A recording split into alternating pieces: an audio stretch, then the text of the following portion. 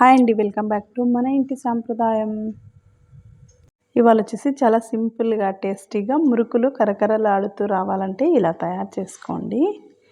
ఈ మురుకులను ఈవినింగ్ టైంలో స్నాక్స్ లాగా తినడానికి కానీ లేదా పిల్లలకు స్నాక్స్ డబ్బాలో వేసి ఇవ్వడానికి కానీ చాలా బాగుంటాయి.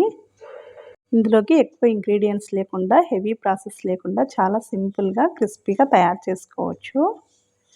ఈ మురుకుల్లోకి ఎక్కువ ఇంగ్రీడియంట్స్ని యాడ్ చేయకపోయినా కూడా చాలా క్రిస్పీగా వస్తాయి. ఎలా తయారు చేసుకోవాలో ప్రాసెస్ చూసేద్దాం. ముందుగా ఒక మిక్సింగ్ బౌల్ తీసుకుని అందులోకి ఒక 2 కప్పుల దాకా బియ్యం పిండిని జల్లించుకోవాలి. ఈ బియ్యం పిండి వచ్చేసి షాప్లో దొరికే బియ్యం పిండి కన్నా మిల్లులో పట్టించిన బియ్యం పిండి అయితే మురుకులు చాలా బాగా వస్తాయి. ఈ షాప్లో కొన్న బియ్యం పిండి మనం పిండిని కలుపుకొని ఆయిల్లో వేసుకునేటప్పుడు అప్పుడప్పుడు విరిగిపోతూ ఉంటాయి. అందుకని మిల్లులో పట్టించిన పిండి అయితేనే చాలా బాగుంటుంది. 2 కప్పుల బియ్యం పిండి జల్లించుకున్న తర్వాత ఇందులో ఒక 1/2 కప్ దాకా శనగపిండి వేసుకోవాలి.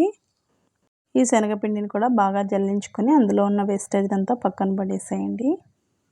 ఇప్పుడు ఇందులోకి 1.5 టేబుల్ స్పూన్ దాకా కారం, అలాగే ఒక 2 టేబుల్ స్పూన్ దాకా ఉప్పు, ఒక 2 టేబుల్ స్పూన్ దాకా తెల్ల నువ్వులు వేసుకోవాలి. మీ దగ్గర ఉన్నట్లయితే నల్ల నువ్వులను కూడా వేసుకోండి, చాలా బాగుంటాయి.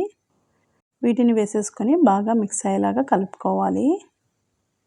ఇవన్నీ ఒకసారి బాగా మిక్స్ అయ్యేలాగా కలుపుకున్న తర్వాత ఇందులోకి ఒక 2 టేబుల్ స్పూన్ల దాకా కాచిన నెయ్యిని కానీ లేదా ఆయిల్ని కానీ వేసుకోవాలి. ఈ ఆయిల్ కూడా వేసేసుకున్న తర్వాత ఒకసారి బాగా కలుపుకోండి. ఇప్పుడు ఇందులోకి కొంచెం కొంచెం వాటర్ని వేసుకుంటూ పిండినంతా బాగా కలుపుకోవాలి. అన్నీ ఒకేసారి వేసుకోకుండా చూసుకొని కొంచెం కొంచెం వేసుకుంటూ పిండిని కలుపుకోవాలి. ఇలా పిండినంతా మన చపాతీ పిండికి ఎలాగైతే కలుపుకుంటామో ఆ విధంగా తయారు చేసుకొని ఉంచుకోవాలి.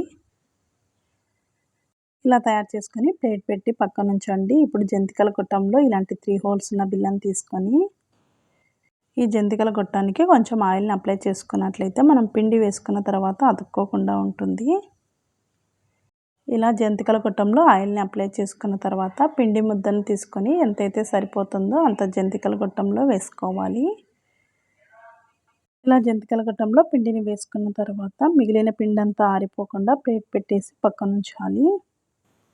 ఈ విధంగా ప్రిపేర్ చేసుకొని ఉంచుకొని ముందుగానే డీప్ ఫ్రైకి సరిపడా ఆయిల్ పెట్టేసుకొని ఆయిల్ బాగా హీట్ అయిన తర్వాత అందులోకి మురుకులని ఒత్తుకోవాలి. స్టవ్ని హై ఫ్లేమ్లో ఉంచుకొని మురుకులను ఫ్రై చేసుకోవాలి. ఇలా ఒక సైడ్ అంతా బాగా కాగి బబుల్స్ అన్నీ ఆగిపోయిన తర్వాత మరొక సైడ్ టర్న్ చేసుకోవాలి. ఇలా 2 వైపులా మంచి కలర్ వచ్చేంత వరకు ఫ్రై చేసుకుంటూ తీసేసుకోవాలి. అంతేనండి, ఇలా తయారు చేసుకున్నట్లయితే చాలా క్రిస్పీగా టేస్టీగా మురుకులు చాలా బాగుంటాయి. ఎక్కువ ఇంగ్రీడియంట్స్ లేకుండా చాలా సింపుల్గా అప్పటికప్పుడు క్రిస్పీగా మురుకులను తయారు చేసుకోవచ్చు. మిగిలిన పిండిని కూడా ఇదే విధంగా వేసుకొని ఫ్రై చేసుకొని తీసేసుకోవాలి. స్టవ్ని లో ఫ్లేమ్లో ఉంచుకొని ఫ్రై చేసుకున్నట్లయితే మురుకులు సరిగా ఫ్రై అవ్వవు. స్టవ్ని మీడియం టు హై ఫ్లేమ్లో పెట్టుకొని బాగా వేయించుకొని తీసుకోవాలి. మురుకులను ఇందులోకి వత్తుకునేటప్పుడు మీడియం ఫ్లేమ్లో ఉంచుకొని తర్వాత హై ఫ్లేమ్లో పెట్టుకొని బాగా ఫ్రై చేసుకోవాలి. అలా వేయించుకొని తీసుకున్నట్లయితేనే మురుకులు చాలా క్రిస్పీగా బాగా ఉంటాయి. ఇలా తయారు చేసుకొని ఒక డబ్బాలో స్టోర్ చేసుకున్నట్లయితే 1 వీక్ దాకా నిల్వ ఉంచుకోవచ్చు. చూడండి, అప్పటికప్పుడు 15 నిమిషాల్లో చాలా ఈజీగా ఈ మురుకులను తయారు చేసుకోవచ్చు. బయట కొనే అవసరం లేకుండా ఇంట్లోనే చాలా ఈజీగా సింపుల్గా ఇలా తయారు చేసి పెట్టినట్లయితే హెల్త్కి కూడా చాలా మంచిది. ఈ వీడియో మీకు నచ్చినట్లయితే ఒక లైక్ చేయండి, అలాగే షేర్ చేయండి. మరిన్ని రెసిపీస్ కోసం మన ఇంటి సాంప్రదాయం ఛానల్ని సబ్స్క్రైబ్ చేసుకొని పక్కనే ఉన్న బెల్ బటన్ని యాక్టివేట్ చేసుకోండి. Thank you for watching.